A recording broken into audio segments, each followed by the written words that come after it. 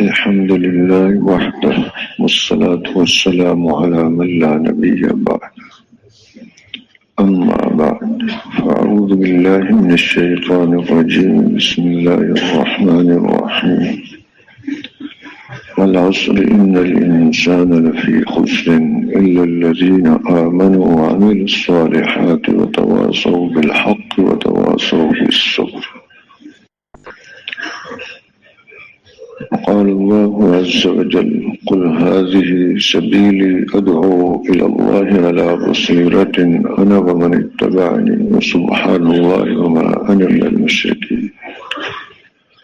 وقال النبي صلى الله عليه وسلم الخلق عيال الله فأحب الخلق إلى الله من أحسن إلى عياله أو كما قال صلى الله عليه وسلم.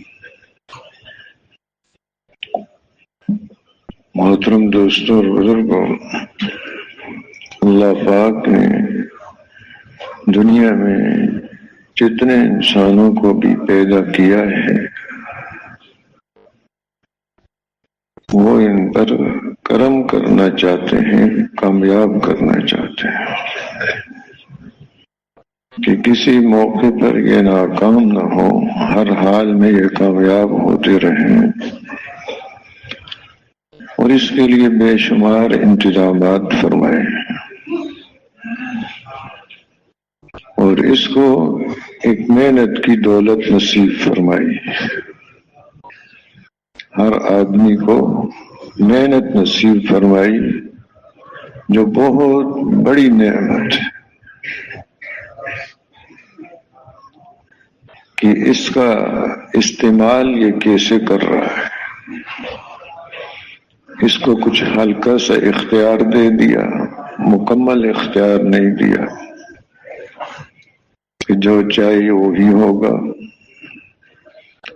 یہ مرنا نہیں چاہتا، موت آ کے رہے گی. بیمار ہونا نہیں چاہتا، بیمار ہو کے رہے گا. بوڑھا ہونا نہیں چاہتا، بڑھاپا آتا ہے اس پر.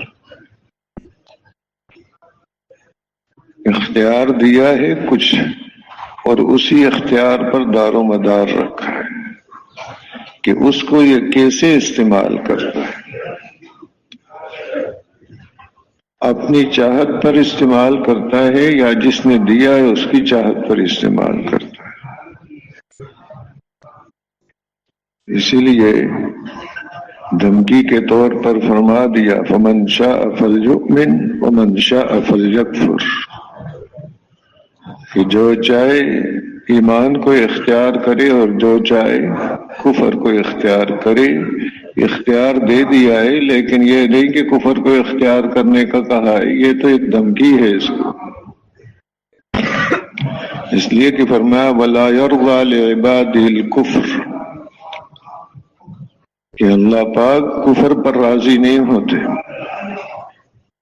ان تشکروا یرضع لکم، ہاں اگر یہ بندے اللہ کا شکر کریں گے اللہ اس سے راضی ہوتے ہیں. اختیار اس کو دیا ہے، یہ کس میں استعمال کرتا ہے. اختیار کو اس کی نعمت کا شکر ادا کر کے صحیح استعمال کیا ہے، ہر اس کے اوپر اللہ کی طرف سے نعمتیں ہی نعمت ہے. کسی موقع پر یہ ناکام نہیں ہے، ہر موقع پر یہ کامیاب ہے کہ یہ اپنے آپ کو کیسے استعمال کر رہا ہے. مجبور نہیں بنایا اس کو کہ کچھ بھی نہیں کر سکتا، ایسا بھی نہیں بنایا. یہ دیکھ سکتا ہے، سن سکتا ہے، بولتا ہے. اب یہ اس کا استعمال کس انداز کا ہو رہا ہے، اپنی چاہت پر ہے یا رب کی چاہت پر ہے. دار و مدار اس پر ہے. اس کو کہ ایک یہ ہے کہ نگاہ کا غلط استعمال کرے تو اس پر کبھی تزکیہ کی دولت، صفائی اس کو نصیب ہو نہیں سکتی. اور ایک یہ ذرا ترجمے کی آواز تھوڑی سی آہستہ ہو جائے تو. دوسرا یہ ہے کہ اب اس نگاہ کو یہ استعمال کر رہا ہے والدین کو اللہ کی رضا کے لیے محبت سے دیکھ رہا ہے تو اس نگاہ پر اس کو حج کا ثواب مل رہا ہے. استعمال ہے اس کا. نگاہ کو غلط چیز سے جھکا لیا تو اس پر اس کو اجر ملتا ہے. استعمال ہے اس کو. اور یہ نہیں کہ کوئی پیچھے کوئی سریا گاڑا ہوا ہے کہ یہ نگاہ کو جھکا نہ سکے، جھکا سکتا ہے. ہاتھ کا استعمال ہے اس کا کہ ایک یہ ہے یتیم بچے کے سر پر اللہ کو راضی کرنے کے لیے شفقت کے طور پر ہاتھ پھیر رہا ہے، تو جتنے بھی بال اس کے ہاتھ کے نیچے آئیں گے اللہ پاک اس کے گناہ معاف فرما دے. اور ایک یہ کہ یتیم بچے کے منہ سے بھی لقمہ نکال رہا ہے، ظلم کر رہا ہے اس پر. ہاتھ کا استعمال ہے اس کا. او بھائی فوٹو نہ لے، بند کر اس کو، ختم کر فوٹو کو، مٹا دے، ابھی مٹاؤ اس کو، ابھی مٹاؤ بھائی اس کو. پہلے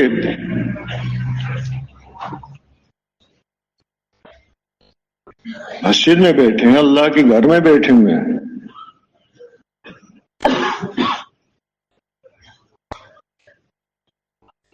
یہی تو عرض کر رہا ہوں آپ لوگوں سے کہ استعمال ہم اپنا کیسا کر رہے ہیں، ہاتھ کو کیسے استعمال کیا ہے. اللہ کی نافرمانی میں استعمال کیا ہے یا اللہ کی خوشی والے اعمال میں استعمال کیا ہے. مسئلے سارے اس پر ہیں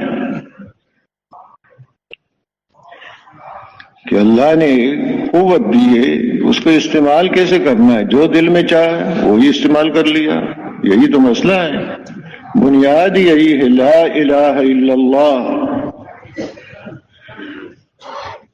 من چاہی کو چھوڑنا ہے، رب چاہی کو اختیار کرنا ہے. جو دل چاہے گا اس کو چھوڑنا ہے، جو رب چاہے گا اس کو کرنا ہے. تو یہ اللہ نے ایک انسان کو اختیار دیا ہوا ہے اور اس پر اس کے فیصلے ہیں کہ یہ کیسے استعمال کرتا ہے. دنیا کے حالات بھی اسی کے مطابق آتے ہیں اور آخرت کے حالات بھی اسی کے مطابق ہیں.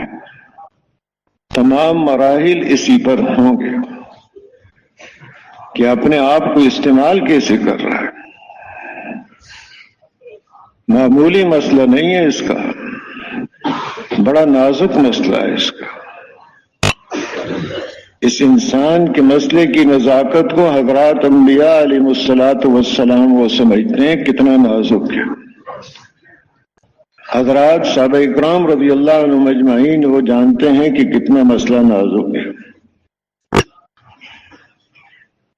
انبیاء علیہ الصلاۃ والسلام اس کے بارے میں پریشان رہتے تھے، غمگین رہتے تھے، اس کی طرف سے تکلیفیں پریشانیاں برداشت کر رہے ہیں،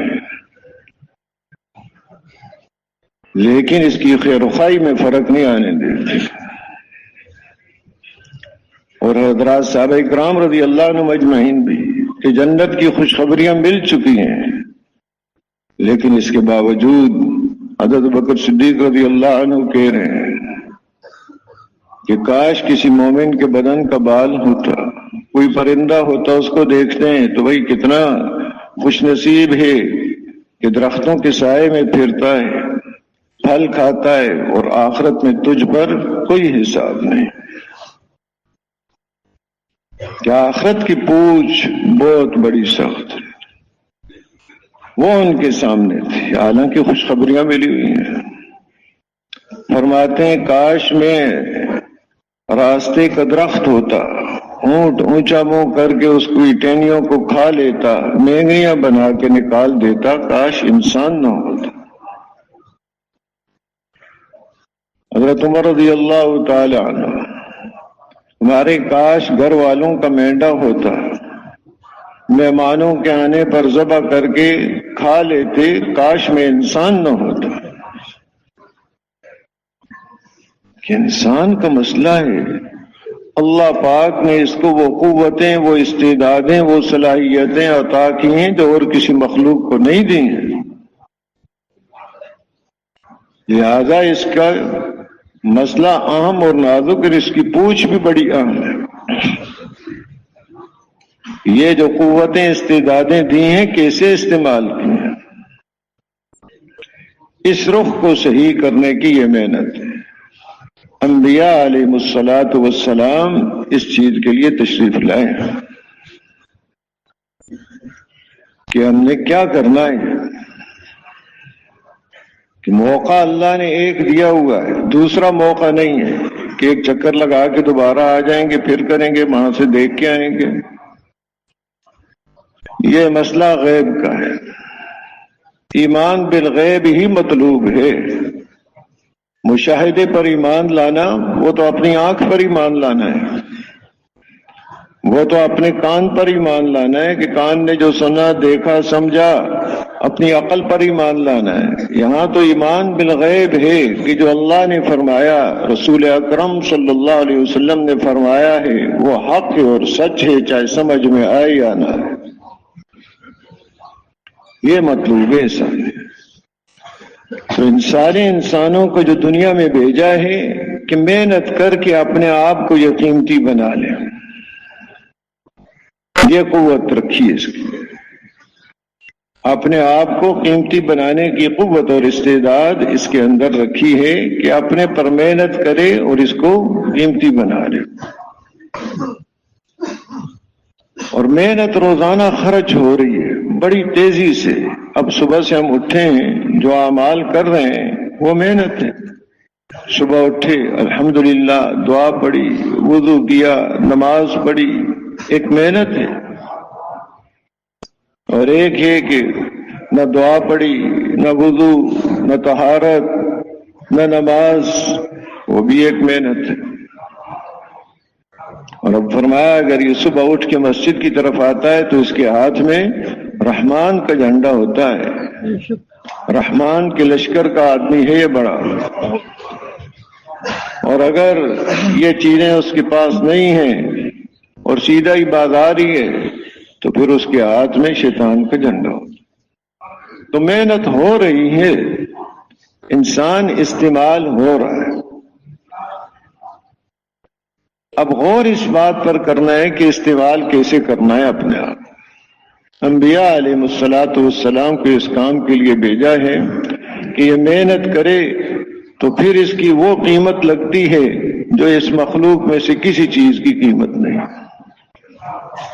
صحیح محنت ہوگی تو ساری مخلوق کی وہ قیمت نہیں جو ایک اس انسان کی قیمت ہے.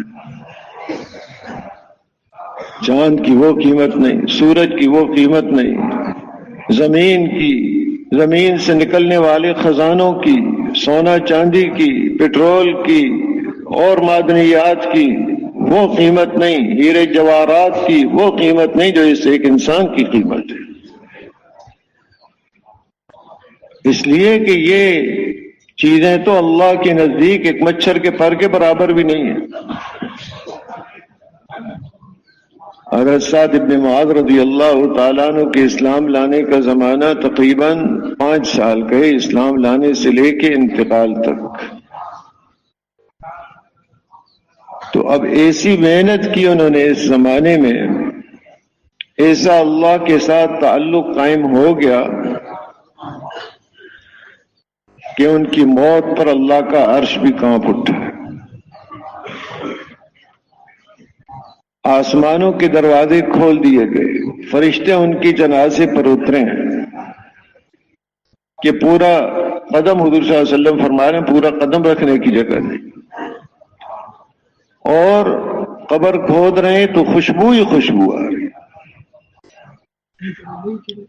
ایک صحابی نے مٹی اٹھائی، اس کو جو کھولا تو وہ تو ایک کستوری ہے. فَإِذَا هِيَ مِسْكٌ.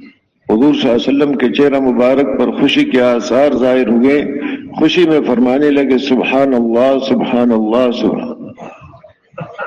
تو یہ ایک محنت ہے کہ کہاں اس محنت نے پہنچا دیا ہے. حضرت ابوبکر صدیق رضی اللہ تعالی عنہ ایک محنت فرما رہے ہیں، جان، مال، وقت، صلاحیتیں سب کچھ اس کام کو دے رکھا ہے. غزوہ تبوک کے موقع پر سب کچھ خرچ کر دیا، کچھ بھی باقی نہیں چھوڑا. جبرائیل علیہ السلام اللہ کی طرف سے آئے کہ اللہ پاک ان کو سلام کہہ رہے ہیں۔ اس سے زیادہ اور کیا ترقی ہے؟ اللہ معاف کرے، آج ان دنیا کی معمولی چیزوں کو سمجھ رہے ہیں کہ یہ ترقی ہے۔ چیزیں بنا لی، سمجھ رہا ہے بڑا ترقی کا زمانہ ہے۔ چیزوں کو یا زمین سے لے کے آسمان تک ساری فضا کو پر کر دے، اللہ کے نزدیک ایک مچھر کے پر کے برابر قیمت نہیں ہے اس کی۔ دیکھنا یہ انسان کہاں پہنچا ہے، چیزیں کہاں پہنچی ہیں، اس سے انسان کی قیمت نہیں لگے گی۔ یہ خود اپنے اندر کے اعتبار سے، اس لیے کہ باہر جو کچھ بھی بنا لیے وہ سب کچھ چھوڑ کے جائے گا۔ جائے گا اس کے ساتھ وہ جو اس نے اپنے اندر بنایا ہے، ایمان بنایا، اخلاق بنائے، صفات پیدا کی اپنے اندر، توکل، اللہ کی ذات عالی پر اعتماد، صبر و شکر، آخرت، اس کی تیاری، اللہ کی محبت، نبی اکرم صلی اللہ علیہ وسلم کی محبت، اللہ والوں کی محبت، اب یہ چیزیں اپنے اندر پیدا کی ہیں۔ صفت احسان، ان تعبد اللہ کأنک تراہ فإن لم تکن تراہ فإنہ یراک، کہ ایسے اللہ کی عبادت کرو گویا اللہ کو دیکھ رہے ہو۔ یہ کیفیت نہیں تو یہ ہے کہ اللہ مجھے دیکھ رہے ہیں، اپنے اندر اس بات کو پیدا کرنا۔ یہ صفات حاصل کرنے کے لیے اس کو بھیجا ہے، تو یہ جو صفات اندر پیدا کی ہیں وہ اس کے ساتھ جائیں گی۔ دنیا کی چیزیں جتنی جمع کی ہیں وہ سب چھوڑ کے جائے گی، اور اس کی محنت کا اثر باہر کی چیزوں پر جیسے پڑتا ہے، باہر شکلیں بنتی ہیں، نقشے بنتے ہیں، چیزیں بنتی ہوئی دکھائی دیتی ہیں، ایسے اس کا اندر اس پر بھی اثر پڑتا ہے کہ اندر ایمان بن رہا ہے یا کفر و شرک، اندر اچھے اخلاق صفات پیدا ہو رہی ہیں یا بری صفات پیدا ہو رہی ہیں۔ چیزیں تو یہاں چھوٹ جائیں گی، جائے گا وہ جو اندر اس نے پیدا کیا۔ جہاں بھی جائے وہ چیز اس کے ساتھ، یہاں بھی جائے گا، یہاں سے کسی دوسرے شہر منتقل ہوتا ہے، دنیا کی چیزیں چھوڑ دیتا ہے، لیکن اندر کی صفات وہ اس کے ساتھ، جو اندر کی صفات کے ساتھ جاتا ہے، اپنے باغات یہاں چھوڑ کے جاتا ہے۔ جب دنیا سے جائے گا تو سب کچھ ہی چھوڑ کے جائے گا، کپڑے بھی اتار لیے جائیں گے، انگوٹھی نہیں اتر لے گی، اس کو بھی کاٹ کے اتار دیں گے، کوئی چیز اس کے ساتھ نہیں جائے گی، جیسے ماں کے پیٹ سے آیا تھا ویسا ہی جائے گا۔ ہاں، کفن اس کے احترام میں اس کے اوپر ڈال دیا جاتا ہے کہ پردہ اس کا کیا جائے، ورنہ آگے جا کے وہ بھی بدل جاتا ہے۔ جنت والوں کے اعمال ہیں تو جنت سے کفن، اور جہنم والوں کے اعمال ہیں تو وہاں کا کفن۔ ایسا بالکل خالی ہو کے جاتا ہے، جو اندر ہے وہ جائے گا اس کے ساتھ، جو اعمال کیے ہیں اب وحصل ما فی الصدور، سینے چیر کر دیکھا جائے گا کیا لے کر آیا اس دل میں، اللہ کی محبت ہے یا دنیا کی محبت۔ اب معاملہ اس کے مطابق ہوگا، دنیا میں بھی اسی کے مطابق معاملہ ہوتا ہے، لیکن یہاں نظر نہیں آتا، وہاں صاف نظر آئے گا، وہاں اس کو صاف نظر آئے گا۔ معاملہ یہاں پر بھی یہی ہے، اس لیے اس کو اللہ پاک نے تھوڑا سا وقت دیا ہے، ایک محنت کی دولت دی ہے کہ محنت کے رخ کو صحیح کر لے، اس محنت کے ذریعے سے اپنے دل کا استعمال ٹھیک کر لے، جسم سے نکلنے والے اعمال کو ٹھیک کر لے، اور اس محنت کے ذریعے سے اپنے اندر صفات پیدا کر لے۔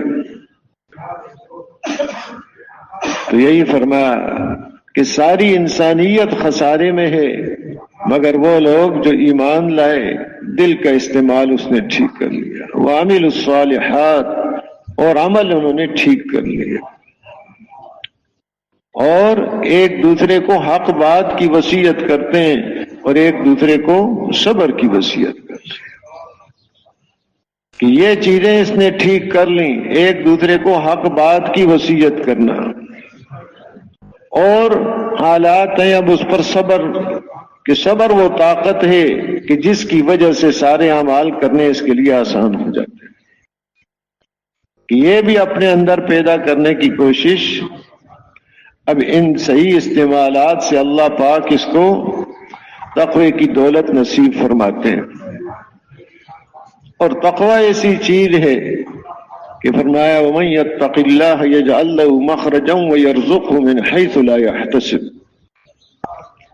کہ جس نے تقوی اختیار کیا اللہ پاک ہر تنگی سے اس کے لیے راستہ نکالتے ہیں، ایسی جگہ سے روزی عطا فرماتے ہیں جہاں وہم و گمان بھی نہیں ہے۔ جہاں بھی حالات تنگ ہوں گے اس کے لیے راستہ نکل آیا۔ دنیا میں حالات تنگ ہوئے، پریشانی کہیں آئی، اللہ پاک راستہ نکال دیں گے۔ موت کے وقت حالات تنگ ہوئے، سختی ہوئی، اس کے لیے راستہ نکل آئے گا۔ قبر میں حالات تنگ ہوئے، کوئی پریشانی آئی، راستہ اللہ پاک اس کے لیے نکال دیں گے۔ میدان معاشر میں حالات کوئی سختی یا چیز آئی، اللہ پاک اس کے لیے راستہ وہاں نکال دیں گے، کامیابی کا راستہ۔ اب اس دولت کو حاصل کرنے کے لیے محترم دوستوں اور بزرگوں، ہم یہاں آئے ہیں۔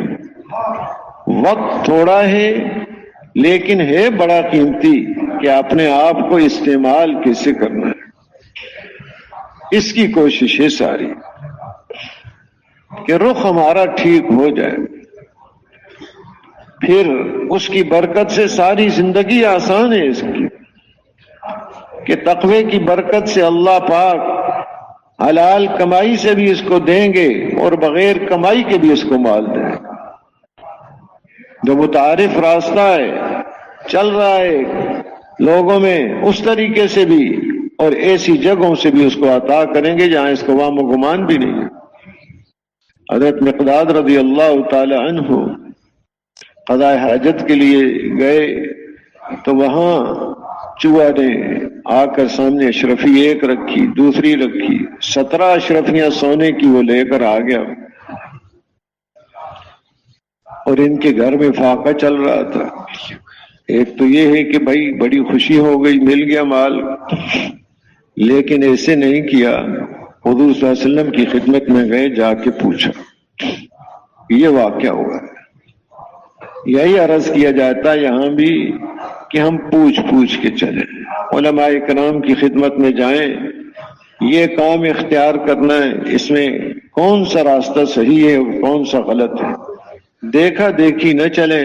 بہت سی چیزیں غلط چل رہی ہیں اور غلط کمائیوں کی وجہ سے بہت تباہی ہے، تو پوچھ کے چلنا ہے۔ وہ گئے حضور صلی اللہ علیہ وسلم کی خدمت میں، یہ بات سامنے رکھی تو آپ نے آیت تلاوت فرما دی وَمَن يَتَّقِ اللَّهَ يَجْعَل لَّهُ مَخْرَجًا وَيَرْزُقْهُ مِنْ حَيْثُ لَا يَحْتَسِبُ۔ تو اللہ پاک بغیر کمائی کے مال دیتے ہیں اور بغیر مال کے اللہ پاک چیزیں عطا فرماتے ہیں۔ حضرت مریم علیہ السلام اب حجرے میں ہیں، وہاں ان کے پاس ایسے میوے اور ایسے پھل آ رہے ہیں جو موسم ہی نہیں ان کا، تو زکریا علیہ السلام پوچھا انا لک ھذا، یہ کہاں سے آ گئے؟ تو کہنے لگی من عند اللہ، یہ اللہ کی طرف سے۔ تو اللہ پاک ایسے انتظامات کر دیتے ہیں کہ بغیر مال کے چیزیں، ایسے حضرت خبیب رضی اللہ تعالی عنہ مشرکین مکہ کی قید میں بڑے سخت پیرے لگے ہوئے ہیں ان پر، وہ دیکھ رہے ان کے پاس انگور بڑے بڑے خوشے ہیں، حالانکہ اس وقت مکہ مکرمہ میں انگور ہے ہی نہیں، موسم ہی نہیں ہے۔ اللہ کی طرف سے انتظامات ہوتے ہیں کہ اس کو سمجھ بھی نہیں آتی، اس لیے کہ اس نے وہ راستہ اختیار کیا ہے کہ جس بنیاد پر اللہ پاک سارے مسائل حل کر دیتے ہیں، اور اللہ پاک اس کے مسائل کو بغیر چیزوں کے پورا فرما دیتے ہیں اور حل کر دیتے ہیں۔ ایک یہ چیزیں ہوں اور مسئلہ حل ہو، اصل تو مسئلے کا حل ہے. بیمار ہے، اصل تو اس کا مسئلہ شفا ہے، دوائیاں اس کا مسئلہ نہیں ہے. مسئلہ اس کا کیا ہے؟ شفا مل جائے اس کو. بغیر اسباب اور بغیر ان دوائیوں اور ان چیزوں سے اللہ پاک اس کو شفا نصیب فرما دیتے. حالات آئے، اللہ پاک ان حالات کو اللہ کی طرف رجوع کرتا ہے، اللہ سے مانگتا ہے تو ان حالات کو اللہ پاک ٹھیک کر دیتا ہے. اور اگر خدا نہ خواستہ یہ چیز حاصل نہ ہوئی تو پھر جو مال جمع کیا ہوا ہے بڑی کوششوں اور محنتوں سے، وہ مال اس سے کوئی یہ لوٹ کے لے کے جا رہا ہے، کوئی وہ چھین کے لے کے جا رہا ہے، وہ مال اس کی جان کے لیے خطرہ بنا ہوا ہے. اور جو اسباب جمع کر رکھے ہیں چیزیں، اس پر بھی کوئی قبضے کر رہے ہیں، کوئی کیا کر رہے ہیں، مقدمات میں زندگیاں گزر رہی ہیں. حالات ایسے آ جاتے ہیں کہ پریشان کن، رو رو کے مانگتا ہے لیکن دعائی قبول نہیں ہوتی، کیونکہ سارا رخ ہی غلط ہے. تو صحیح رخ یہ ہے کہ آدمی محنت صحیح اپنے دل کے اوپر کر کے اپنے جسم کا استعمال، اپنے مال کا استعمال. رات کو سویا، صبح اٹھا سارے بال سفید ہو گئے. لوگوں نے پوچھا یہ کیا ہوا؟ تو اس نے کہا رات خواب میں نے جہنم کو دیکھا.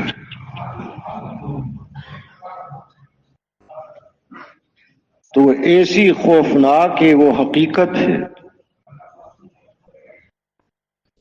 اس میں فرمایا یوم یجعل الولدان شیبا، وہ قیامت کا دن ایسا کہ بچوں کو بوڑھا بنا دے.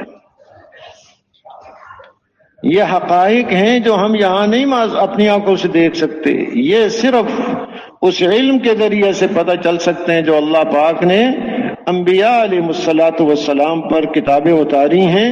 اس سے یہ باتیں پتہ چلتی ہیں کہ وہ حقیقتیں اس کے سامنے آئیں گی. انہوں نے باخبر کر دیا ہے راستہ کون سا اختیار کرنا ہے، یہ باتیں. اور آخری کتاب قرآن پاک کہ جس نے ساری پہلی چیزوں کو منسوخ کر دیا، اب جو بات چلے گی وہ صرف قرآن کی چلے گی. اس کے اوپر ایمان پہلی کتابوں پر کہ جو کچھ اللہ نے اس میں اتارا وہ برحق ہے، اور اب قرآن میں جو اتارا وہ برحق ہے. اب اس پر ایمان ہوگا، اس کی زندگی درست ہوگی کہ جو کچھ اللہ نے فرمایا ہے وہ حق ہے، سمجھ میں آ رہا ہے یا سمجھ میں نہیں آ رہا. یمحق اللہ الربا ویربی الصدقات، اللہ پاک سود کو مٹاتے ہیں، صدقات کو بڑھاتے ہیں. اس کی سمجھ میں آ رہا یا نہیں آ رہا، حقیقت یہی ہے. سود پر اللہ نے مٹنا لکھ دیا ہے. حدیث پاک میں فرمایا جس کا مفہوم یہ کہ یہ سود قلت کی طرف لے جاتا ہے، قلت، مال نہ ہونا، ختم ہونا، کم ہونا، اس پر یہ آتا ہے. یہ سمجھے کہ مال زیادہ ہو رہا ہے، 100 دیے تھے 110 ہو گئے ہیں، یہ مال کم ہو رہا ہے. یہ اس کا حساب غلط ہے. صدقہ دینے سے مال بڑھتا ہے. اس نے کہا یہ تو صدقہ دے دیا اتنے کم ہو گئے. یہ نگاہ غلط دیکھ رہی ہے. جو اللہ پاک فرما رہے ہیں، رسول اکرم صلی اللہ علیہ وسلم فرما رہے ہیں، وہ حق اور سچ ہے. ایمان اسی کو کہتے ہیں، یہی چیز مطلوب ہے. اس قرآن پر ایمان کہ جو قرآن میں فرمایا گیا وہ حق ہے اور سچ ہے، یہ دل کے اندر ہوگا. اب اس پر عمل کرنا آسان ہوگا. والنبیین، دلوں پر پانچویں محنت اس کی یہ ہے انبیاء علیہ الصلوۃ والسلام پر ایمان لانا کہ اللہ کے نزدیک چنے ہوئے جو لوگ ہیں وہ انبیاء علیہ الصلوۃ والسلام. اللہ کے نزدیک جو عزت والے، وجاہت والے، شان والے ہیں وہ صرف انبیاء علیہ الصلوۃ والسلام. اور سب سے بڑی شان والے ہمارے نبی حضرت محمد مصطفیٰ صلی اللہ علیہ وسلم، جو سید المرسلین والانبیاء والنبیین علیہ الصلاۃ والسلام، سب کے سردار. کہ دل کے اندر عظمت ہو کہ شخصیتیں یہ ہیں. دنیا کے اعتبار سے شخصیت کسی کی قائم نہیں ہوتی کہ اس کے پاس بڑا مال ہے، بڑا عہدہ ہے، بڑی جاگیر ہے اس کی وجہ سے کوئی شخصیت بن جائے، ذرا اس کی وجہ سے قیمت نہیں۔ اللہ کے نزدیک جو عزت والے اور شان والے ہیں وہ انبیاء علیہم الصلاۃ والسلام ہیں، اور سب سے زیادہ عزت والے اور شان والے ہمارے نبی حضرت محمد مصطفیٰ صلی اللہ علیہ وسلم ہیں۔ یہ دل کے اندر بات بیٹھ جائے، ان کی ماننی ہے، اب اس کو بھی عزت نصیب ہو۔ جو ان کے رنگ میں رنگا گیا وہ بھی عزت والا ہے۔ وَلِلَّهِ الْعِزَّةُ وَلِرَسُولِهِ وَلِلْمُؤْمِنِينَ۔ یہ الفاظ عربی کے حصر ہیں، ان میں مطلب اس کا یہ کہ عزت صرف اللہ کے لیے ہے، اللہ کے رسول صلی اللہ علیہ وسلم کے لیے ہے، اور ایمان والوں کے لیے، اور کسی کے لیے نہیں ہے۔ باقیوں کی نفی بھی ہے اس میں۔ اس بات ہے صرف کس کا کہ عزت کس کے لیے ہے؟ اللہ کے لیے، اللہ کے رسول صلی اللہ علیہ وسلم کے لیے اور ایمان والوں کے لیے، اور اسی کے اندر دوسرا کہ نفی بھی ہے کہ باقی اور کسی کے لیے عزت نہیں ہے۔ یہ بات دل کے اندر اتر جائے۔ انبیاء علیہ الصلوۃ والسلام بڑی عزت والے، بڑے مقام والے، حضور اکرم صلی اللہ علیہ وسلم بڑی عزت والے، بڑے مقام والے۔ دل کے اوپر یہ محنت ہے، جو محنت کی صلاحیت اور قوت، جو اختیار عمل کرنے کا اللہ نے دیا ہے، وہ اس چیز پر آگے خرچ کرنا ہے، اور دوسرا اپنے جسم سے نکلنے والے اعمال پر خرچ کرنا ہے۔ جسم سے نکلنے والے اعمال، اب ایک کا تعلق تو مال کے ساتھ ہے، ایک کا تعلق خود اس کے اعضاء و جوارح ہے، اس سے اعمال نکل رہے ہیں کہ یہ اعمال بھی اس کے ٹھیک ہو جائیں، عبادات اس کی ٹھیک ہو جائیں، معاملات اس کے ٹھیک ہو جائیں۔ تو عبادات میں بدنی عبادت بھی ہے، مالی عبادت بھی ہے، دونوں بیان کیا۔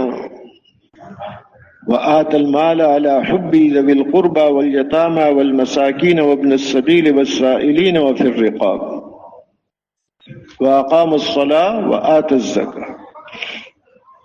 زکوٰۃ کو بھی یہاں بیان کیا، جس پر پاس مال ہے وہ اس کو ادا کرے، ورنہ بڑا خطرہ یہاں بھی اس کا اور آخرت میں بھی، یہاں بھی مال ختم ہو جاتا ہے۔ تو یہ حکم سارے اس کے لیے ہیں، مال کا استعمال، اور صرف یہ نہیں کہ اس کے اوپر ایک زکوٰۃ ہی، اور بھی ہیں کہ جو محتاج ہیں ان کا خیال رکھنا، کہ اس مال کو اللہ کی محبت کی بنیاد پر، یا مال سے محبت، ایک مال سے محبت، لیکن اس کے باوجود پھر بھی یہ خرچ کر رہا ہے۔ یہ دینا ہے کس پر؟ اس کو خوشی سے دینا ہے، بوجھ سمجھ کر نہیں۔ اس کے استعمال بتایا، ذوی القربى والیتامى، اپنے رشتہ داروں کو، یتیموں کو، مسکینوں کو، اور مسافروں پر، اور غلاموں کے آزاد کرنے پر، کہ جو حاجت مند ہیں ان کے اوپر خرچ کرنا، یہ مستقل اس کا استعمال۔ ایک زکوٰۃ ادا کر دی، ہاں ٹھیک ہے وہ فرض ہو گیا، لیکن اس کے علاوہ اور بھی حقوق ہیں کہ ان کو پورا کرے تاکہ مال کا استعمال ٹھیک ہو۔ مال تو اس لیے دیا ہے تاکہ اس سے اپنی آخرت کی تیاری کرے۔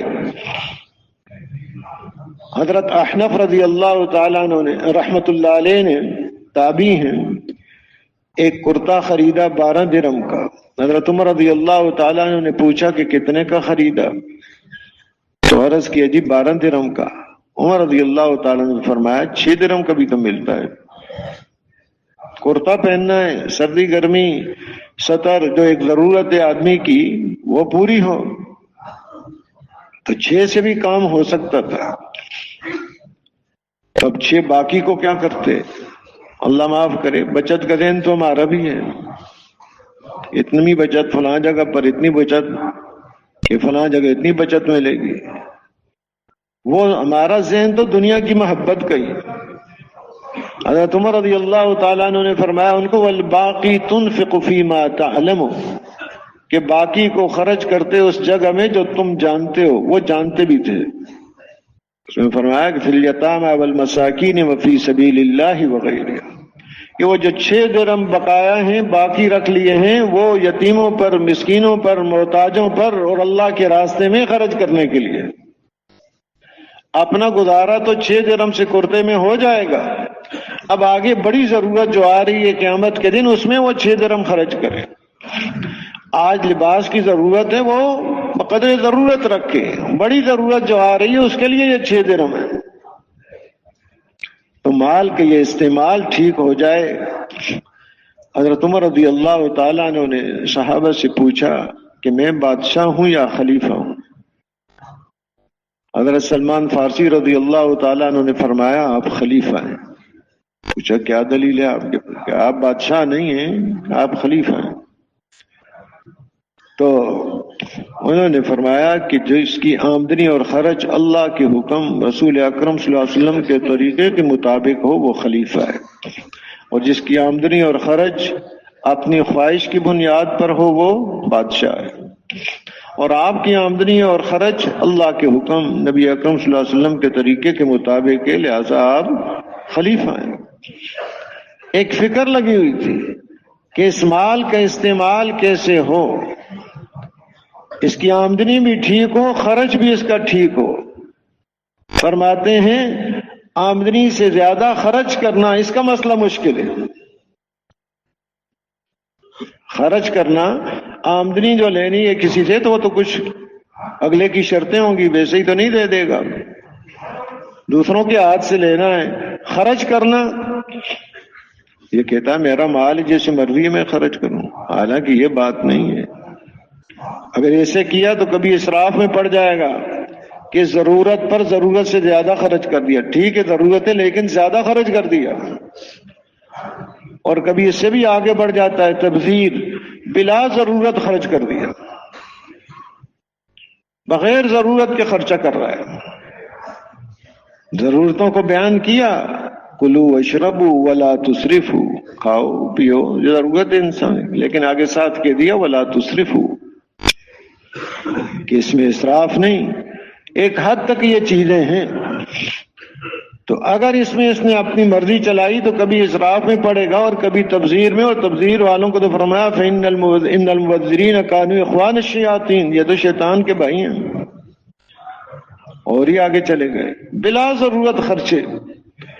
محترم دوستو بزرگو، ہم دیکھیں ان چیزوں کو، یہ ہمارا نکلنا اللہ کے راستے میں اس لیے اپنی آمدنی، اپنا خرچ پوری اس پر نگاہ ہو۔ علماء اکرام سے پوچھیں کہیں غلط چیزیں تو نہیں آ رہی۔ حضرت مولانا احمد علی لاہوری رحمۃ اللہ علیہ فرماتے ہیں کہ جو گناہ ہو رہے ہیں معاشرے میں، 80% گناہ حرام کمائیوں کی وجہ سے، 100 میں سے 80 اس غلط کمائی سے، اور باقی 20 کی وجوہات اور ہیں۔ تو مستقل اس پر نگاہ رکھنے کی ضرورت ہے، یہ نہیں کہ اپنے خرچے بڑھاتے جائیں، اور پھر یہ چیزیں بڑھ جاتی ہیں تو پھر حلال حرام کی تمیز۔ ایک آدمی ایک جگہ پر مسجد میں نماز میں جاتے، بڑی عمر کے تھے، بوڑھے تھے، کبھی مسجد میں بیمار ہو گئے، مسجد والے ساتھی لے جاتے ڈاکٹر کے پاس، پھر گھر پہنچا دیتے۔ ایک دفعہ ایک مسجد کے ساتھی نے عرض کی جی آپ ہمارے پڑوسی ہیں، حق بنتا ہے ہم آپ کی خدمت کریں، ہماری مسجد کے نمازی ہیں ماشاءاللہ، لیکن دیکھا آپ کے 4 بیٹے ہیں، ان کے پاس ہر ایک کے اپنا اپنا گھر بھی ہے، سواری بھی ہے، لیکن کبھی کسی کو خدمت کرتے ہوئے نہیں دیکھا۔ تو انہوں نے بتایا کہ ساری زندگی ان کو حرام کھلایا ہے، اب وہ کیسے خدمت کریں؟ یعنی جن کی وجہ سے کہ جی اولاد کی وجہ سے کوئی تمیز نہیں کر رہا حلال حرام کی، وہ دنیا میں بھی کام نہیں آئے گی، آخرت کا وبال تو الگ رہا۔ صرف اپنا مسئلہ نہیں ہے، اپنے پیٹ کا مسئلہ نہیں ہے، بیوی بچوں اولاد کا، متعلقین کا، سب کا مسئلہ ہے۔ ایک اللہ والی جب خامن صبح کام کے لیے جاتا، اس کو کہتی تھی خیال کرنا حلال کمانا، حرام نہ کمانا۔ بھوک ہم برداشت کر سکتے ہیں، جہنم کی آگ نہیں برداشت کر سکتے۔ کہ ہمارے لیے جو کما کے لانا وہ حلال کما کے لانا۔ تو ایک ضرورت ہے محترم دوستوں بزرگوں اس پر محنت کرنے کی۔ یہ نہیں کہ جو ماحول میں چل رہا ہے، معاشرے میں چل رہا ہے، پوری نگاہ ہو اس پر۔ تھوڑا ہے حلال کا ہے، اس میں برکت ہے، بہت ہے حرام ہے، برکت ہے ہی نہیں اس میں۔ حرام میں کوئی برکت نہیں، اور جب برکتیں اٹھا لی جاتی ہیں تو چھوٹے چھوٹے مسئلے بڑے بڑے مسائل بن جاتے ہیں، پریشانیوں کا ذریعہ بن جاتے ہیں۔ لیکن جب برکتیں ہوتی ہیں مسئلہ کوئی اٹکا ہوا نہیں رہتا، مسئلے حل ہوتے جاتے ہیں، اس کے مسائل کوئی رکتے ہی نہیں ہیں۔ تو اللہ نے یہ یہاں کی زندگی اس کی آسان ہو جائے، ان چیزوں پر دار و مدار رکھا ہے کہ اس کے مال کا استعمال ٹھیک ہو جائے،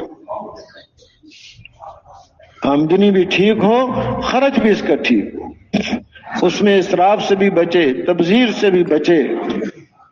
یہ اللہ نے ایک ہمیں مکمل دین دیا ہے، ہر چیز اس کے اندر ہے۔ تو اس کے اعمال ٹھیک ہو جائیں مال کے اعتبار سے، اور اسی طریقے سے عبادت کے اعتبار سے۔ وَأَقَامَ الصَّلَاةَ وَآتَى الزَّكَاةَ، نماز کو بھی ذکر کیا۔ نماز میں پورے جسم کا استعمال ہے، سر سے لے کے پاؤں تک پورا جسم استعمال ہو رہا ہے، اور جیسے حکم ہے اس کے مطابق استعمال ہو رہا ہے۔ کھڑے ہو کر نگاہ کہاں رکھنی ہے، ہاتھ کہاں رکھنے ہیں، زبان سے کیا پڑھنا ہے، پورا استعمال بتایا۔ اب رکوع میں گیا، پورے جسم کا استعمال بدل گیا، نگاہ کا استعمال، ہاتھوں کا استعمال، زبان کا استعمال۔ سجدے میں گیا، پھر بدل گیا۔ اتحیات کی شکل میں بیٹھا ہوا ہے، پھر بدل گیا۔ یہ کیا جسم کا استعمال نماز کے اندر آدمی سیکھ رہا ہے کہ جیسے اللہ کا حکم ہے، نبی اکرم صلی اللہ علیہ وسلم کا طریقہ ہے، اس طریقے پر اب یہ نماز کی حقیقت اس کو نصیب ہو گئی، تو نماز سے باہر بھی اس کا استعمال ٹھیک ہوگا۔ فرمایا ان الصلاۃ تنہی عن الفحشاء والمنکر، بے حیائی اور برے کاموں سے یہ روکتی ہے۔ اور فرمایا ان اول ما يحاسب بالعبد يوم القيامة الصلاة فمن صلحت صلاته صلح له سائر عمله ومن فسدت صلاته فسد سائر عمله، او كما قال صلی اللہ علیہ وسلم کہ سب سے پہلے جو قیامت کے دن حساب ہوگا وہ نماز کا ہوگا۔ جس کی نماز صحیح اور اچھی نکل آئی اس کے باقی اعمال بھی صحیح اور اچھے نکلیں گے، جس کی نماز فاسد اور خراب ہوئی باقی اعمال بھی اس کے فاسد اور خراب۔ تو اللہ نے اپنے فضل و کرم سے ایک ایسا عمل ہمیں نصیب کیا ہے، اس عمل پر ہم محنت کریں، وہ صحیح ہو جائے، سارے جسم کا استعمال ٹھیک ہو جائے گا۔ یہ موقع ہے یہاں زندگی میں کہ یقین کے ساتھ نماز پڑھی جائے، کامیابیاں اس کے اندر ہیں۔ علم کے ساتھ نماز پڑھی جائے، مسائل کا بھی علم ہو، فضائل کا بھی علم ہو۔ کہ نبی اکرم صلی اللہ علیہ وسلم اب کیا فرما رہے ہیں اس کے مطابق اس کی نماز ہو، اللہ کے دھیان کے ساتھ ہو، اللہ کو راضی کرنے کے جذبے کے ساتھ۔ اب یہ اللہ کے ہاں قبول ہوتی ہے نمازیں اور عمل سارے ایسے۔ اور پھر ساتھ اپنے اخلاق بنانے کی محنت ہے اس کے اوپر۔ اس کا اگر بگاڑ ہوا تو یہ سارے اعمال دوسروں کو دے دیے جائیں۔ تو یہاں پر یہی فرمایا وَالْمُوفُونَ بِعَهْدِهِمْ إِذَا عَاهَدُوا، جب وعدہ کرتے ہیں تو وعدے کو پورے کرنے والے ہیں یہ لوگ۔ وعدہ کو پورا کرنا آپس کے معاملات میں بہت بڑی چیز ہے، اس کا بہت بڑا دخل ہے۔ خرید و فروخت ہے اور معاملات ہیں آپس کے، لین دین کے اور چیزوں کے ہیں۔ وعدہ کو پورا کرنا مستقل یہ ایک صفت بیان کی گئی کہ یہ آدمی اپنے اندر پیدا کرے، اس کو حاصل کرنے کی ایک ضرورت ہے اس کو۔ تو نماز ٹھیک ہو، اس کے جسم کے اعمال وہ ٹھیک ہو جائیں گے۔ اپنے اندر وعدہ پورا کرنے کی صفت، یہ چیزیں اپنے اندر پیدا کرے تو اللہ نے ایک محنت دی ہے. اور آگے فرمایا والصابرین فی البأساء والضراء وحین البأس، سختی میں اور تکلیف میں اور لڑائی میں جمنے والے، صبر کرنے والے. ان کی تعریف کی گئی والصابرین، کہ اب اس صبر کی بدولت سے یہ پیچھے جتنے عمل ذکر کیے گئے صبر کی بدولت سے یہ ٹھیک ہوں، کہ اپنے آپ کو جما کر رکھے. کوئی مشکل آ گئی، مصیبت پریشانی آ گئی، اس پر صبر کرے. گناہوں سے بچنا یہ بھی صبر، اس میں اپنے آپ کو روکے رکھے، قابو میں رکھے اپنے آپ کو. ایسے ہی نیکیوں پر اس کو ہمیشگی نصیب ہو جائے، اس کے لیے صبر کی ضرورت. تو یہ ایک مستقل چیز اس کے لیے بیان کی گئی. سورہ والعصر کے اندر بھی یہی چیزیں ہیں. ایمان ہو اس کے پاس، اچھے عمل ہوں، ایک دوسرے کو حق بات کی وصیت کرنا ہو اور ایک دوسرے کو صبر کی وصیت. تو اللہ نے یہ دنیا میں تھوڑا سا موقع دیا، وقت دیا کہ انسان اپنے اوپر محنت کر لے. چیزیں بنانے کے لیے اس کو نہیں بھیجا گیا، اپنے آپ کو بنانے کے لیے. اپنے دل کا استعمال، جسم مال کا استعمال، یہ اس کا ٹھیک ہو جائے. یہ محنت اس کے لیے دی ہے. محنت کرے گا تو یہ ٹھیک ہوگا، نہیں کرے گا تو نہیں ہوگا. اس کو مٹی سے پیدا کیا گیا ہے. مٹی پر محنت کریں، اس سے غلے حاصل کر لیتے ہیں. باغات اس میں ہوتے ہیں، پھل اور پھول ہوتے ہیں، اس میں یہ چیزیں پیدا ہوتی ہیں محنت سے. لیکن اگر اس مٹی پر محنت چھوڑ دے تو پھل پھول بھی ختم، غلے بھی ختم، بلکہ وہاں کانٹے، جھاڑیاں، سانپ، بچھو اب وہاں داخل ہوتے ہوئے بھی ڈر لگے گا. محترم دوستو اور بزرگوں، انسان کا بھی یہی حال ہے، محنت کا محتاج ہے. یہ اپنے اوپر محنت کرے. اب محنت کرے گا تو اس کے اندر پھل پھول، اخلاق، خوشبوئیں اس کے اندر پیدا ہوں گی. ایسی صفات پیدا ہوں گی کہ جن صفات پر فرشتے بھی رشک کرتے ہیں. ایسی صفات حضور اکرم صلی اللہ علیہ وسلم نے جب محنت فرمائی، صحابہ اکرام رضی اللہ عنہ مجمعین کے اندر پیدا ہو گئے کہ ان کے اعمال پر قرآن اتر رہا ہے. مہمان آیا، کھانا اتنا ہی ہے جو ایک آدمی کھا سکتا ہے. اب کیا ہے کہ پھر وہ چیزیں اللہ پاک سجاتے ہیں اور سمجھاتے ہیں جو اس رخ کی ہوتی ہے. بچوں کو سلا دیا اور خود اس کے ساتھ بیٹھے، لیکن ایک بہانے سے چراغ کو بجھا دیا. اب اس کے ساتھ بیٹھے ہوئے جیسے کھانا کھا رہے ہیں. وہ سمجھ رہا ہے مہمان یہ کھا رہے ہیں لہذا وہ بھی کھا رہا ہے، ورنہ وہ نہ کھاتا، حالانکہ انہوں نے نہیں کھایا. اب یہ کس کو پتا ہے؟ ان کو پتا ہے، اور مالک اور خالق کو پتا ہے، اور کسی کو پتا نہیں ہے کہ آج مہمان کے ساتھ کیا معاملہ کیا. انہوں نے دکھلاوے کے لیے نہیں کیا، اللہ کی رضا کے لیے کیا ہے. اللہ پاک نے آیت اتاری یؤثرون علی انفسہم ولو کان بہم خصاصہ، کہ دوسروں کو اپنے اوپر ترجیح دیتے ہیں اگرچہ یہ تنگی میں ہیں، فاقے کے اندر ہیں، لیکن دوسروں کو ترجیح دی. ایسی اعلیٰ صفات والے انسان بن جاتے ہیں جب انسان پر محنت ہوتی ہے. یعنی پہلے کی زندگی ان کی کیا تھی؟ ظلم. تھوڑی سی بات پر قتل شروع ہو گیا، ختم ہی نہیں ہو رہا کہ اونٹنی نے تھوڑا سا گھاس کھا لیا ہے بس، اور اس پر اب قتل شروع ہو گئے دونوں خاندانوں کے کہ اونٹنی نے گھاس کیوں کھایا اس کے کھیت سے. اب کہاں پہنچ گئے؟ خود بھی بھوکے رہ رہے ہیں، مہمان کو کھانا کھلا رہے ہیں. پہلے تو اونٹنی نے چارہ کھا لیا تو قتل ہو گئے. تو یہ کیا ہے؟ انسان کے اندر اللہ نے قوت اور استعداد رکھی ہے. ہر آدمی کے اندر شعر کرنے والا ہے، دیہات کا ہے، پڑھا لکھا ہے، ان پڑھ ہے، جس شعبے سے اس کا تعلق ہے، یہ استعداد اس کے اندر ہے کہ وہ اپنے اوپر محنت کرے. اور اپنے اوپر محنت کرنا کوئی مشکل نہیں ہے، کوئی مشکل نہیں ہے. اسباب اس کے پاس ہیں، کسی مال کی ضرورت نہیں، کسی جائیداد کی ضرورت نہیں، کسی عہدہ منصب کی ضرورت نہیں، دل اس کے پاس ہے، زبان، آنکھ، کان اور دماغ یہ چیزیں اس کے پاس ہیں جو دل تک بات پہنچاتی ہیں۔ وہ ٹھیک ہو گیا سارا جسم ٹھیک ہو جائے گا، وہ بگڑ گیا سارا جسم بگڑ جائے گا۔ تو اس محنت کے رخ کو صحیح کرنا، اب ان کے بارے میں کہ جن کی محنت صحیح ہو جاتی ہے، یہ استعمالات ان کے ٹھیک ہو جاتے ہیں، فرمایا اولئک الذین صدقوا واولئک هم المتقون، یہی سچے لوگ ہیں کہ جن کا اندر باہر سب کچھ ٹھیک ٹھاک ہے، باتوں میں بھی وعدوں میں بھی سچے ہیں، اندر باہر کے اعتبار سے بھی سچے ہیں، اور یہی لوگ تقوی والے ہیں۔ کہ یہ محنت، یہ میدان آج ہمیں ملا ہوا ہے، یہ موقع ہمیں ملا ہوا ہے، وقت بڑی تیزی سے گزر رہا ہے، کوئی روکنا چاہے اس کو روک نہیں سکتا۔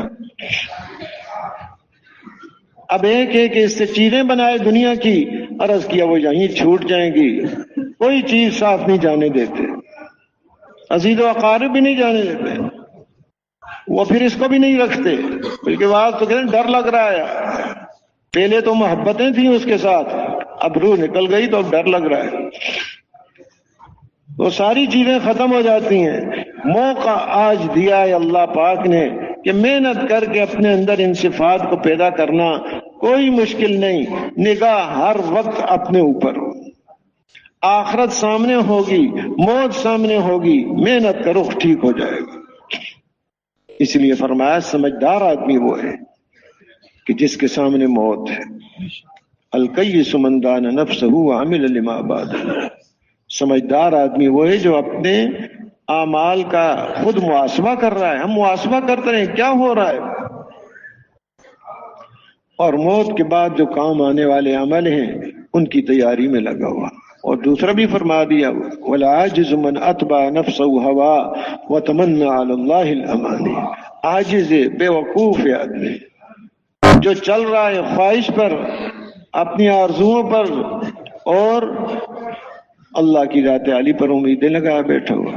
بھئی راستہ تو کوئی اور اختیار کر رکھا ہے، امیدیں کسی اور کی لگا رکھی ہیں۔ گاڑی میں بیٹھ گیا ہے جو جا رہی ہے پشاور کی طرف، اور امید لگا رکھی ہے کہ میں نے کراچی پہنچنا ہے،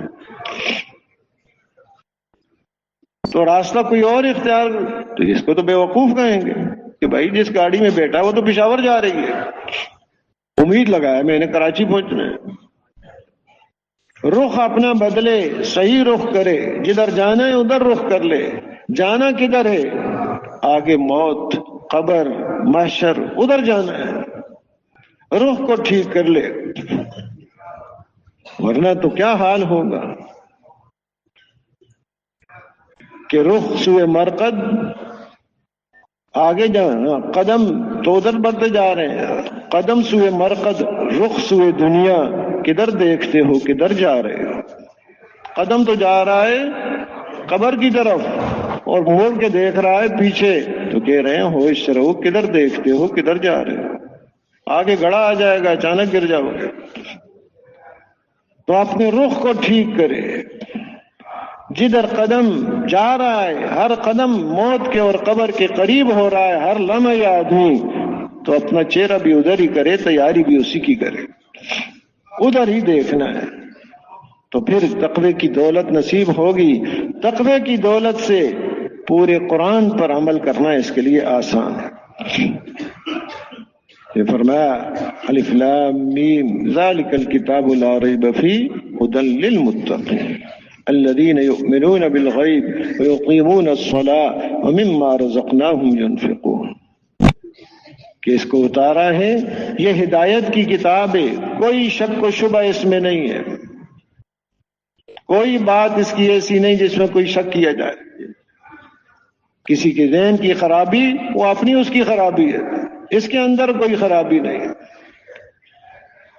اور یہ کتاب راستہ دکھلاتی ہے، ہدایت دیتی ہے تقوی والوں کو۔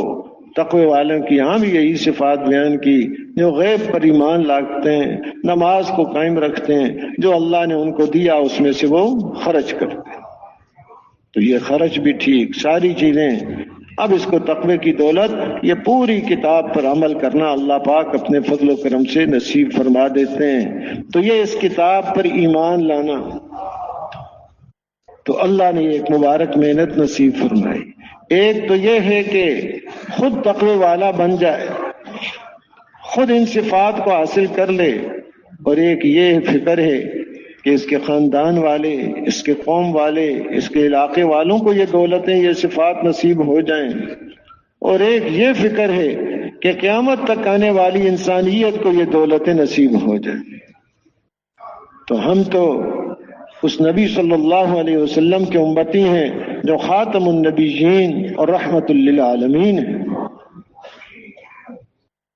تو ہمارے اوپر تو یہ جیسے اپنے اوپر محنت ہے، ایسے پوری انسانیت کو اس پر تیار کرنا کہ وہ اپنی محنت کے رخ کو بدلے، اور اوروں کو تیار کریں کہ وہ اپنی محنت کے رخ کو بدلیں۔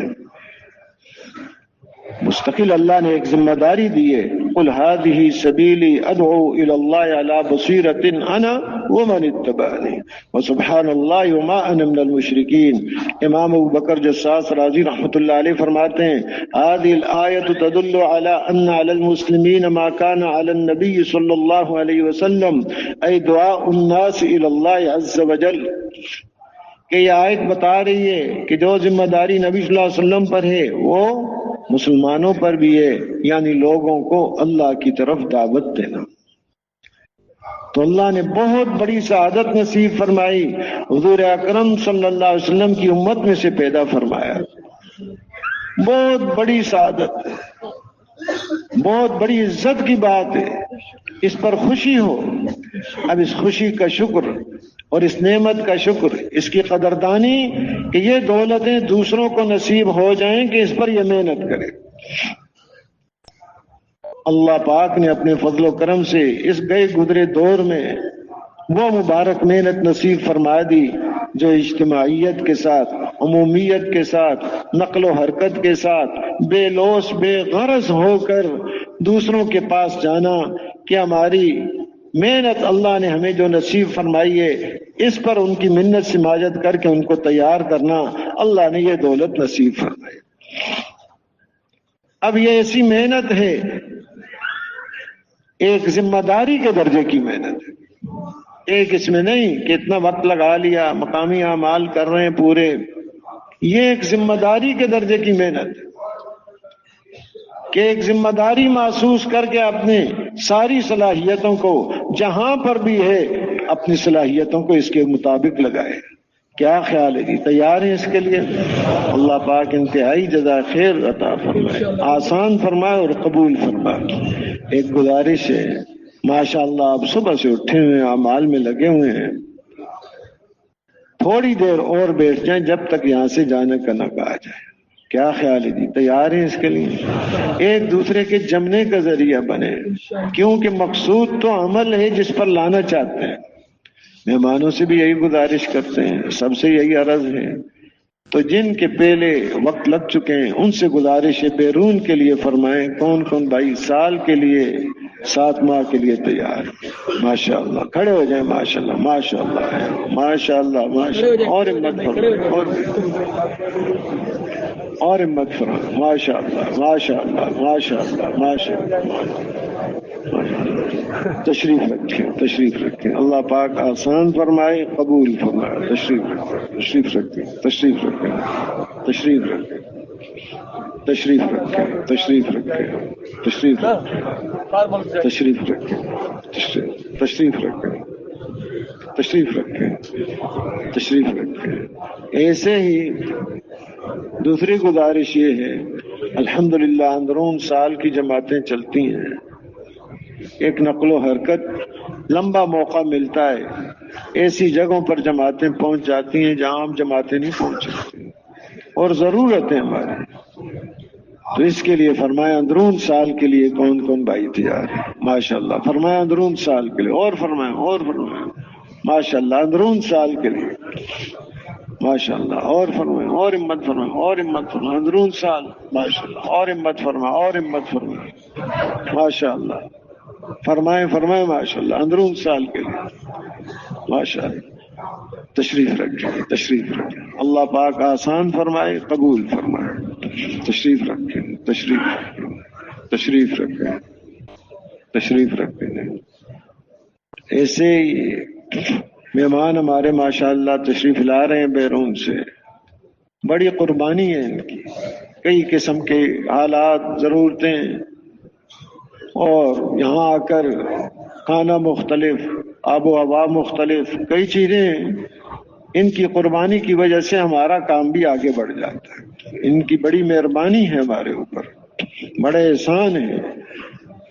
تو ان کے لیے تو چاہے گھر میں ہوتے ہم پھر بھی آتے، لیکن جو بھائی اس وقت موجود ہیں پرانے ساتھی، ان کے ساتھ ہماری تشکیل ہو جائے تو فرمائیں کون کون تیار ہے؟ مہمانوں کے ساتھ تشکیل ہو جائے، کھڑے ہو جائیں پرانے ساتھی ماشاءاللہ، کھڑے ہو جائیں، ہمت فرمائیں اور ہمت فرمائیں اور ہمت۔ چاہے اپنی جماعت علاقے سے بنا کر آپ لائے ہیں، لیکن ان کو 2-3 ساتھی دے دیں، باقی مہمانوں کے ساتھ تشکیل ہو جائے، اور فرمائیں اور فرمائیں، کھڑے ہو جائیں اور ہمت فرمائیں۔ اللہ آپ کو جزائے خیر دے، ہمت فرمائیں، ہمت فرمائیں، ہمت فرمائیں اور ہمت فرمائیں۔ تو تشکیل والوں سے بھی عرض کر دیں جی کہ ہماری تشکیل مہمانوں کے ساتھ تشریف رکھیں، تشریف رکھیں، تشریف رکھیں، تشریف رکھیں، تشریف رکھیں۔ اب یہ ہے کہ قریب کے علاقوں میں تشکیلیں بہت ہو جاتی ہیں اور دور کے علاقے رہ جاتے ہیں، حالانکہ آدمی محنت وہاں کرے جہاں ضرورت ہے۔ تو اپنے صحابہ کا یہ مزاج تھا، تقاضا اور ضرورت کیا ہے اس پر اپنے آپ کو پیش کرتے تھے۔ تو اس کے لیے فرمائیں دور سے دور جانے کے لیے کون بھائی تیار ہے؟ ہمت فرمائیں ماشاءاللہ، کھڑے ہو جائیں۔ اپنا چلے میں 4 مہینے میں سے بھی تشکیل ہو سکتی ہے، اور سالانہ چلہ اس میں سے بھی ماشاءاللہ ماشاءاللہ، اور فرمائیں اور فرمائیں، دور سے دور ماشاءاللہ۔ اللہ آپ کو قبول فرمائے، آسان فرمائے۔ تشریف رکھیں، تشریف آگے تشکیل والے پیدل جماعتوں کی نصرت میں بھیج دیں، جہاں بھیج دیں ان کو بتا دیں۔ تشریف رکھیں، تشریف رکھیں، تشریف رکھیں، تشریف رکھیں۔ ایسے جن بھائیوں کے بھی 4 مہینے پورے نہیں ہوئے، تو یہ ہماری اس وقت ایک ماحول میں کچھ عرصہ وقت گزارنے کی ضرورت ہے۔ تو موقع اللہ نے دیا ہوا ہے، 4 مہینے انشاءاللہ پورے کر کے جائیں گے۔ فرمائیں کون کون بھائی تیار ہے؟ ماشاءاللہ 4 مہینے انشاءاللہ پورے کر کے آئے تھے چلے کے لیے یا تھوڑے وقت کے لیے، ماشاءاللہ ماشاءاللہ، اور فرمائیں اور فرمائیں ماشاءاللہ، 4 مہینے پورے کر کے جائیں گے ماشاءاللہ۔ اللہ پاک آسان فرمائے، قبول فرمائے ماشاءاللہ۔ تشریف رکھیں، تشریف رکھیں۔ ہاں، روزانہ اعمال میں لگنا ہے، دعوت میں لگنا ہے، دعا میں لگنا ہے۔ تشریف رکھیں، تشریف رکھیں۔ اب یہ ہے کہ زندگی اسی پر گزر جائے، اللہ کے راستے میں خوب مانگے رو رو کر، اپنے مقام پر بھی یہی کام، اللہ کے راستے میں نکل کر بھی یہی، تو ایسی ترتیب بن جائے کہ ہر سال 4 مہینے نقل و حرکت اللہ کے راستے میں۔ فرمائیں ماشاءاللہ کون کون تیار؟ ہر سال 4 مہینے